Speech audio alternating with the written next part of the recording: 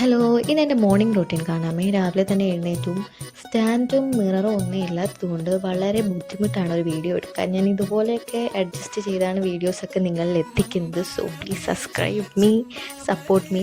ആദ്യം തന്നെ പോയി ബ്രഷ് ചെയ്തു, ഫേസ് വാഷ് ചെയ്തു, അങ്ങനെ തിരിച്ച് കയറി വന്നു. ദെൻ ഞാൻ എൻ്റെ മോർണിംഗ് സ്കിൻ കെയർ എന്ന് കാണിക്കാമെന്ന് വിചാരിച്ചു.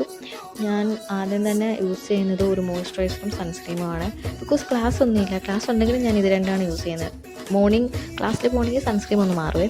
ഡെയിലി ചുമ്മാ ഇരിക്കുകയാണെങ്കിൽ ഈ സൺസ്ക്രീനാണ് ഞാൻ യൂസ് ചെയ്യുന്നത്. ഈ വീഡിയോ എടുക്കുന്നതിന് മുമ്പ് തന്നെ ഞാൻ കുറച്ച് യൂസ് ചെയ്തിട്ടുണ്ടായിരുന്നു, സൺസ്ക്രീനും മോയ്സ്ചറൈസറും.